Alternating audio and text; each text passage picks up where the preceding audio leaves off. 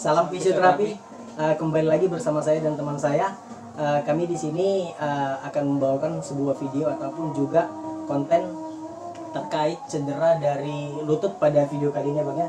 Jadi cedera pada lutut kali ini kurang lebih mungkin di antara teman-teman sudah banyak yang mengetahui atau mungkin ada juga yang pernah merasakan ataupun mengalami cedera seperti ini. Jadi cedera yang akan kami bahas ini adalah cedera dengan adanya gangguan pada apa, Bang? Pada ligamen. Jadi ligamen yang terganggu ataupun memiliki masalah di video yang akan kami bahas ini merupakan adanya gangguan pada ligamen bagian depan lutut atau anterior cruciatum ligament. Anterior cruciatum ligament ini merupakan salah satu cedera yang paling sering, kurang lebih dari apanya ya, Bang ya? Total cederanya kurang lebih di contohnya di sepak bola, bisa di basket. Karena ini rentan terhadap gerakan-gerakan seperti memutar, kemudian seperti bergerak mendadak, kurang lebih seperti itu, yang memiliki kelincahan dari kaki. Dan juga seperti dari bola basket, kita kan ada gerakan memutar dan juga melompat mendarat secara tiba-tiba, kurang lebih seperti itu. Cedera-cedera ACL ini kurang lebih bukan hanya disebabkan karena olahraga saja, melainkan bisa juga disebabkan karena adanya kecelakaan, kemungkinan adanya benturan ya pada bagian lutut kita, itu bisa menyebabkan adanya gangguan pada ligamen kita yang bisa kita periksakan ataupun kita cek nanti kondisinya itu bisa melalui foto nanti jika di rumah sakit. Selanjutnya kita akan melaksanakan ataupun membagikan dan juga mendemonstrasikan apa-apa saja tes dan juga apa saja latihan-latihan yang boleh dilakukan pada kondisi seperti ini.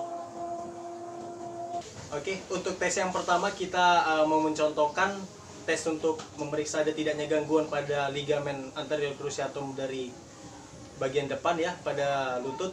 Ini yang mau kita berikan ataupun kita demonstrasikan ialah Lachman test. Jadi Lachman test ini merupakan tes yang dilakukan untuk memeriksa ada tidaknya gangguan pada ligamen bagian depan lutut. Cara memeriksanya ini, tangan kita satu di sini ya, di bagian paha atas. Kurang lebih kita memfleksikan ataupun melipat lutut kurang lebih 15-30 derajat. Pada posisi seperti ini, posisi lutut lebih netral dibandingkan kita memeriksa pada posisi 0 derajat seperti ini. Kurang lebih lutut seperti ini. Kemudian satu tangan di atas dan tangan lain kita berada di bagian belakang kaput dari tibia ataupun di bagian belakang kepala dari tulang flank kita. Kita melakukan tarikan ke depan seperti ini. Jadi tangan ini ya, kita tarik seperti ini.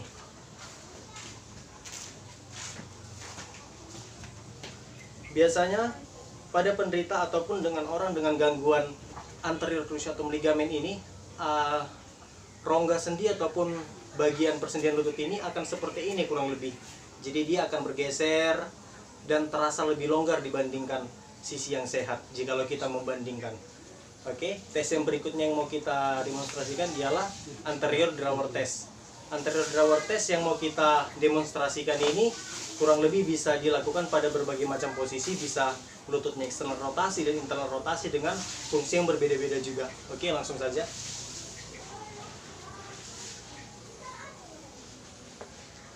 Pada posisi pasien telentang seperti ini boleh kita lakukan di atas bed ataupun juga di lantai ya, kurang lebih di matras. Poin yang penting kita perhatikan di sini poinnya, hip kurang lebih harus 45 derajat. Kurang lebih 45 derajat. Dan posisi dari knee ini kurang lebih 90 derajat. Penting di bagian ataupun di posisi seperti ini, bagian punggung kaki akan kita dudukin untuk mencegah adanya gerakan ataupun juga pergeseran dari posisi ini. Nah, pada posisi seperti ini kita lakukan netral ya, netral rotasi. Kemudian kita letakkan tangan kita di samping tuberositas tibia, samping kanan dan kiri. Dan tangan kita di sisanya yang 4 jaring ini, kanan dan kiri, kita letakkan dari bagian belakang kaput tibia. Dan kemudian sembari kita menarik seperti ini. Kita menarik secara perlahan dan mengamati ada tidaknya gangguan ataupun juga seperti kekendoran ataupun laksiti, kelemahan dari ligamen ya. Itu biasanya akan kelihatan. Kemudian posisi berikutnya kita boleh menginternal rotasikan bagian dari ini. Jadi kita putar saja ke dalam. Ini pergelangan kaki kita putar ke dalam. Oke, kita putar ke dalam. Kita duduki lagi. kita tarik. Jadi gunanya kita putar ke dalam ini adalah variasi dari anterior drawer test, gunanya untuk mengetahui ada tidaknya gangguan pada bagian anterior sebelah lateral. Dan jikalau pada bagian eksternal rotasi, itu untuk memeriksa pada bagian anterior sebelah medial ligamennya. Oke, berikutnya yang mau kita contohkan ataupun kita demonstrasikan tes yang terakhir ialah tes medial shift. Jadi medial shift test ini merupakan tes yang digunakan juga untuk memeriksa ada tidaknya gangguan pada ligamen bagian anterior. Pada posisi pasien telentang, kita boleh memegang pergelangan kaki, kemudian kita boleh menyisipkan pada bagian pinggang kita atau pada bagian waist kita. Posisi seperti ini kurang lebih tidak usah terlalu di lock, agak difleksikan saja sedikit. Tangan kita bagian kanan ataupun yang bagian sebelah sini memegang bagian dari dalam kepala tibia, ya. Jadi dari bagian bawah lutut kita pegang seperti ini, dari bagian dalamnya. Dan tangan kita satunya memegang bagian lateral dari kondilus bagian femur ini. Kemudian pada posisi seperti ini kita memberikan dorongan tekanan ke dalam. Jadi kurang lebih kita melakukan seperti ini, ya. Tekan, tekan, tekan. Untuk teman-teman, gerakan medial dari medial shift dari tes ini itu kita periksa karena adanya kontribusi ataupun kaitan ligamen bagian depan terhadap gerakan ini. Jikalau gerakan yang sebaliknya ataupun lateral shift test, kita boleh meletakkan tangan kita dari luar dan juga tangan satunya dari bagian dalam, ya. Ini gunanya untuk memeriksa bagian dari posterior ligamen. Kurang lebih itu adalah tes-tes yang bisa kita lakukan ataupun kita kerjakan terhadap orang-orang dengan yang kita curigai adanya gangguan pada ligamen bagian depannya, ya.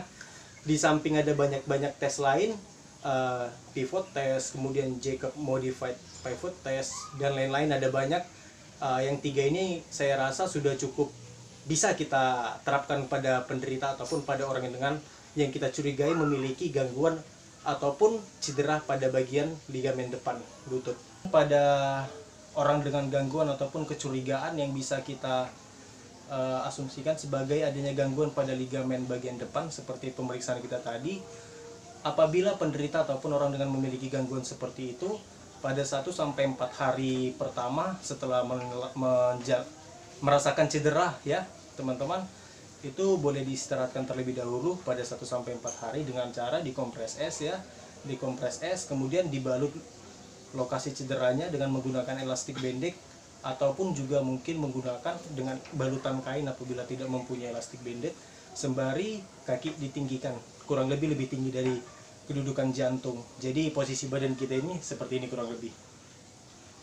Untuk latihan-latihan yang boleh dilakukan, kita boleh melakukan gerakan yang pertama itu statik kontraksi dari lutut. Statik kontraksi dari lutut ini boleh dilakukan sebanyak 15-20 kali. Di video kita yang sebelumnya kita sudah pernah melakukan ataupun menjalankan bagaimana sih latihan statik kontraksi dari lutut itu. Kemudian latihan yang kedua, apabila seminggu setelah kita merasakan nyeri ataupun cedera tersebut, kita boleh mulai melakukan gerakan-gerakan ringan seperti mengangkat kaki kita ke atas, leg raise, ya, pada posisi telentang seperti ini. Kita boleh lakukan 15-20 kali pada hari pertama, kemudian 20-25 kali pada hari kedua, kemudian melakukan gerakan kurang lebih abduksi ataupun membawa kaki keluar. Yuk, coba bang, gerakan kaki kanannya keluar. Nah, kurang lebih seperti ini. Dilakukan pada posisi telentang. Dilakukan 15-20 kali. Pada hari berikutnya boleh 20-25 kali. Jikalau ini sudah dilakukan, kita selanjutnya boleh melakukan pergerakan dari ankle kita seperti ini. Kurang lebih ankle kita atau pergelangan kaki kita dorong ke depan, kita tarik ke belakang, dorong ke depan, tarik ke belakang. Apabila penderita sudah mulai merasa nyaman pada posisi berdiri, kurang lebih tidak merasakan sakit seperti saat pertama kemarin, boleh dilakukan exercise dengan cara belajar berjinjit ataupun juga pelantar exercise. Yuk, coba jinjit. Gerakan jinjit ini boleh dilakukan dengan kedua kaki ya, dilakukan 10-15 kali, kemudian bertahap 15-20 kali. Dengan cara latihannya, berjinjit perlahan, tahan 1 detik di atas, turun. Jinjit perlahan, tahan 1 detik di atas, turun. Kurang lebih seperti itu latihannya. Dan ini adalah fase-fase pertama, kita belum boleh terlalu banyak melakukan kegiatan ataupun juga melakukan banyak gerakan, dikarenakan ada step by step yang boleh kita lakukan sebagai exercise-nya. Jadi apabila di antara teman-teman ada yang ingin mengetahui ataupun juga sharing tentang sakit seperti ini, sakit cedera lutut ya, boleh nanti komentar di kolom komentar.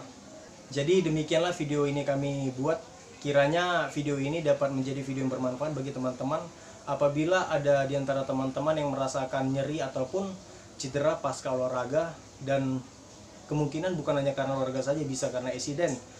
Jadi sebaiknya untuk lebih pastinya mengetahui bagaimana kondisi lututnya, ada baiknya ke rumah sakit untuk di foto terlebih dahulu ya Bang ya. Jadi di foto itu bisa kita mengetahui apakah ligamennya dari bagian lutut itu kemungkinan hanya tear, hanya robek sedikit, apakah sudah robek total, atau mungkin juga sudah avulsi ataupun juga sudah copot dari tempat merekatnya, kurang lebih seperti itu.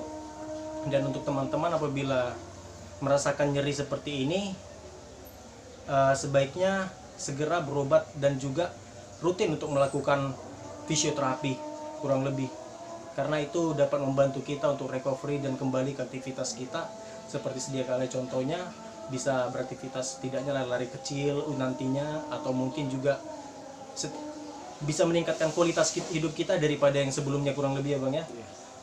Tapi kalau untuk kegiatan-kegiatan kembali ke olahraga yang membutuhkan agility ataupun juga kelincahan dan juga gerakan-gerakan yang tiba-tiba, itu perlu kita pertimbangkan. Dan kita sebagai fisioterapi, kita akan meninjau dan juga memeriksa bagaimana sih riwayat cederanya, dan juga bagaimana sih kualitas otot dan sendinya setelah pasca cedera, dan juga bagaimana keadaan tubuh dari teman-teman sekalian. Jadi kita bisa membantu untuk itu. Jadi bukan tidak mungkin kemungkinan untuk kembali ke olahraga, karena itu adalah salah satu goalnya.